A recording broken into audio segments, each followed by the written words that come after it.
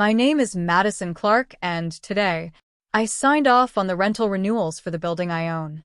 A luxury apartment complex in downtown Chicago, floor-to-ceiling glass windows, polished marble lobby, doormen in crisp uniforms. It's the kind of place people drive by and think, whoever owns this must be untouchable. But here's the part no one knows.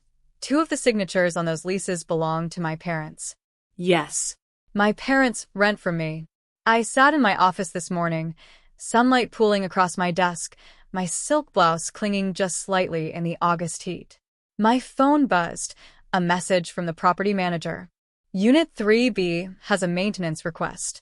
Tenant, Thomas and Evelyn Clark. My heart skipped, not because of the request, a leaky faucet, nothing urgent, but because every time I see their names, I feel that familiar storm inside me. The mix of betrayal, irony, and a sliver of sadness I try not to admit. I leaned back in my leather chair, crossing my legs, the faint click of my heels echoing in the quiet. From my 24th floor window, the city stretched endlessly, alive, humming, a reminder of the life I built on my own. They don't know the full truth yet. To them, I'm just doing well. But one day soon, they'll see. They'll understand exactly what it means that after everything after what they did, I now own the building they rent. I wasn't always this composed. If you had met me at 21, you'd have seen a girl with shaking hands and a heart that felt like it had been ripped open. Back then, my parents still lived in the old suburban house I grew up in, pale yellow siding, a porch swing that creaked in the summer breeze. That house sat on land my grandfather had left to me in his will. Everyone in the family knew it was meant to be my start in life. My grandfather had pulled me aside when I was 16, his weathered hand resting on mine, and whispered, "Maddie, this land is your seed. Don't let anyone take it from you. Plan it wisely, and it'll grow into something bigger than all of us." I clung to those words like scripture. But one rainy afternoon, when I came home from college, my parents dropped the bombshell. "We sold the property," my mother said, stirring her coffee like it was just another Tuesday. My breath caught. "What do you mean you sold it? That was mine." "You're too young to manage something like that," my father cut in, not even looking at me. "We needed the money. It was the practical choice." My chest tightened, my throat burning. Needed the money for what? For him. I shot a glance at my brother, lounging on the couch, smug as ever. They didn't deny it. The betrayal stung so deep I could feel my pulse in my fingertips. My hands shook as I grabbed my bag, my grandmother's silver locket rattling against the zipper. She had given it to me the week before she died, whispering, "Hold this close, Madison. One day it'll remind you of who you are." That night, I cried until my voice broke. I wasn't just mourning the loss of property. I was mourning the trust one thought I had, the belief that family was supposed to protect me. But somewhere between the tears and the silence of my tiny dorm room, a decision took root. If they thought I was too young, too incapable, too naive, fine. I'd prove them wrong. I zipped that locket into my pocket and walked out the next morning with nothing but a suitcase, a cracked laptop, and a fire in my chest that would not die. That was the day Madison Clark stopped being their fragile daughter and started becoming her own woman. The first year after leaving home was brutal. I worked 3 part-time jobs, waiting tables at night, answering phones in a cramped insurance office by day, and tutoring high school kids on weekends. My body ached constantly, my nails were always chipped, and I lived on black coffee and dollar store noodles. But every time I touched the silver locket in my pocket, I reminded myself, this is temporary. You're building something bigger. One night, after a long shift at the diner, I found myself wiping down tables when a woman in a tailored navy suit stopped me. Her name was Diana Morgan, a real estate broker who had overheard me encouraging a younger coworker about saving for college. "You've got a good head on your shoulders," she said, sliding her business card across the counter. "Ever thought about real estate? You'd be great at it." I laughed at first. Me? I was barely scraping by. But something about the way she said it lingered. Within weeks, I was studying for a real estate license, using every spare dollar and every stolen hour between shifts. It wasn't easy. I failed the licensing exam once. My confidence wavered. Nights, I'd cry quietly in my studio apartment, staring at the ceiling and wondering if my parents were right about me being too young. But Diana didn't let me quit. "Madison," she told me, gripping my shoulders one night after I bombed another practice test, "you've got grit most people only dream of. Don't waste it." So I didn't. I pushed harder. When I finally passed, my first sale was tiny, a one-bedroom condo for a recently divorced teacher. The commission barely covered my rent, but when I handed her the keys and she hugged me, tears in her eyes, I felt it. Purpose. That sale turned into another, then another. Within 2 years, I had climbed from scrappy rookie to a name people recognized.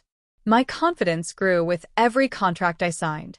I stopped posting about my struggles on social media and started keeping quiet. I wanted no pity, no questions. I wanted to rise silently, like a storm cloud nobody saw coming. And then came the turning point. An older couple I'd worked with introduced me to an investor who was looking for a partner. I was terrified, certain he'd laugh me out of the room. But instead, he respected me, not as a charity case, not as too young, but as a professional. Together, we purchased a rundown apartment building on the edge of the city. I spent nights overseeing renovations, bargaining with contractors, learning every inch of what it meant to own. By the time I was 28, I wasn't just selling homes, I was building an empire. Quietly. Strategically. No one in my family knew. To them, I was still figuring things out. They didn't know the truth. They didn't know that with every deal, every sleepless night, every scar of rejection, I was building the very foundation that would one day hold them. And when that day came, they would walk into a building they thought was just another rental, without realizing it stood on the ashes of what they had stolen from me. It happened on a Thursday morning, the kind of crisp fall day when the Chicago skyline looks like glass dipped in gold. I was in my office, perched 24 stories above the city. My desk was spotless, fresh flowers in a crystal vase, leather-bound planner open, a framed photo of Diana and me at my very first closing sitting near my computer. That's when the receptionist buzzed in. "Ms. Clark, your family is here to see you." For a second, I froze. My family never came downtown, never set foot in my world. I smoothed the front of my blazer, adjusted the pearl studs in my ears, and told her to send them in. When the door opened, there they were, my parents, Evelyn and Thomas, followed reluctantly by my brother, Jason. They looked smaller somehow. My father's hair grayer, my mother's face more drawn than I remembered. Jason still carried that same air of entitlement, but even his eyes darted nervously around the room. "Madison," my mother said softly, as if tasting the name for the first time in years. "You look different." I stood, heels clicking against polished wood, and gestured for them to sit on the cream leather chairs across from me. They perched awkwardly, their eyes scanning the art on my walls, modern pieces, strong lines, and bold colors. "What brings you here?" I asked, my tone polite but measured. They exchanged glances before my father spoke. "We didn't realize you were doing this well. We thought." His voice trailed off, shame flickering across his face. Jason snorted. "So, this is where you've been hiding." I let his words hang in the air, then leaned forward. "You're sitting in my office. In the building I own. The same building where you, Mom, and Dad now live as tenants." Silence. Thick, suffocating silence. My mother blinked, her mouth parting slightly. "What do you mean? You own this building?" I nodded. Calm. Certain. "The leases you signed, the rent checks you write every month, they all come to me." My father's jaw tightened, his pride fighting with disbelief. "You expect us to believe." I slid a folder across the desk. Inside the deed. My name. Madison Clark. Clear, undeniable. Their eyes devoured the papers. Jason leaned forward, scoffing at first until the reality sank in. His smugness cracked, replaced by something that almost looked like fear. "You can't be serious," he muttered. "Oh, I'm serious," I said quietly.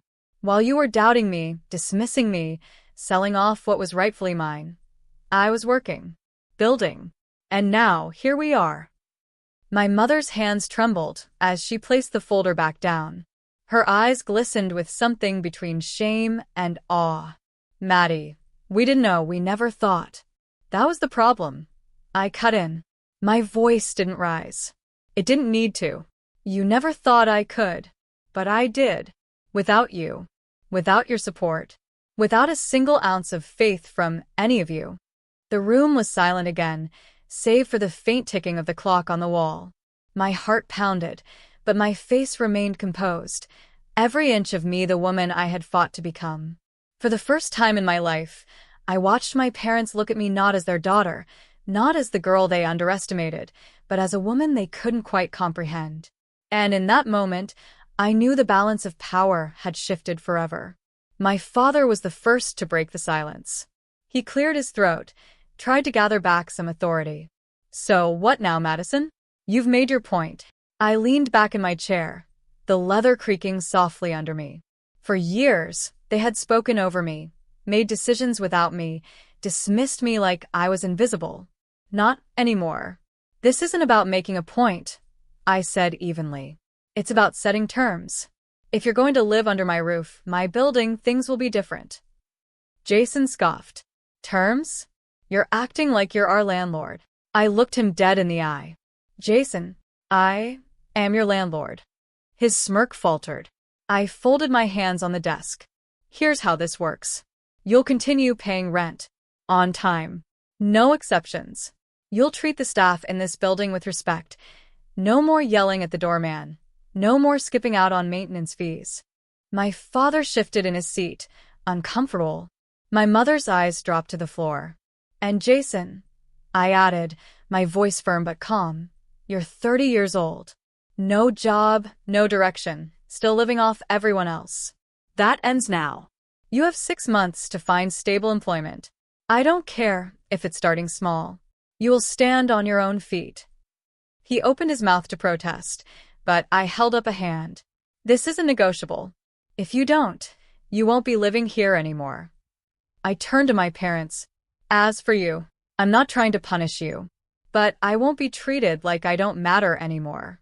If you want to stay here, if you want any kind of relationship with me, you're going to respect me, not just as your daughter, but as an adult who built her own life. No more dismissing my choices. No more comparing me to Jason. No more pretending I can't handle things. My mother's voice cracked. Maddie, we were scared. We thought we were doing what was best. I softened slightly, but not enough to break. Maybe. But fear doesn't excuse betrayal. And now, the only way forward is honesty, respect, and accountability. The weight of my words filled the room. For once, no one argued. No one laughed. They simply listened. I leaned forward, my voice quieter now, but sharper than ever. This isn't revenge. It's balance. I'm giving you a chance to rebuild trust. Don't waste it. For the first time, I saw it, the shift in their eyes. My father's stubborn pride bent, just slightly. My mother's guilt surfaced. Jason's arrogance cracked. And I realized something powerful. I wasn't just their daughter anymore. I was the woman holding the keys, literally, to their future. The weeks that followed felt different. For the first time in years, my phone buzzed with messages from my parents that weren't critical or dismissive. They asked how my day was, if I'd eaten, even if I wanted to meet for coffee. Small things, but to me they mattered. And Jason, to my surprise, started showing up at interviews. At first, he'd grumble about how beneath him some jobs were, but little by little, the attitude shifted. One evening, I saw him in the lobby wearing a collared shirt and tie, paperwork in hand. He caught my eye, gave a sheepish shrug, and muttered, "Got a job at a dealership. It's not glamorous, but it's something." It was more than something. It was the first real step I'd ever seen him take on his own. As for my parents, paying rent each month changed the way they looked at me. No more patronizing smiles. No more treating me like the girl who couldn't handle responsibility. When we sat across from each other now, there was respect in their eyes, the kind of respect I had craved my whole life. One quiet Sunday morning, I walked through the halls of my building, fingertips brushing the cool railings, heels tapping against the marble floor. The place smelled faintly of fresh paint and coffee from the cafe downstairs. I paused at the elevator, touching the silver locket at my neck. My grandmother's words echoed in my mind. "This land is your seed. Don't let anyone take it from you." They had tried to. They had taken what was mine once. But I had turned that loss into something greater. I looked out through the glass at the city skyline, bold, unyielding, radiant against the sunrise, and I realized something. Forgiveness didn't mean forgetting. It meant reclaiming my power and choosing who I wanted to be. And I had chosen to be strong, to be independent, to be free. My parents now lived in the building they once thought I was unworthy of owning. My brother was learning to stand without leaning on others. And me? I had become the woman my younger self always dreamed I could be. I smiled faintly, whispering to the memory of my grandmother. "You were right. The seed grew." I straightened my shoulders, turned toward the lobby, and walked forward, the sound of my heels steady and sure. Because this was no longer just a building. This was my story, my victory, my home. And they would never take it from me again.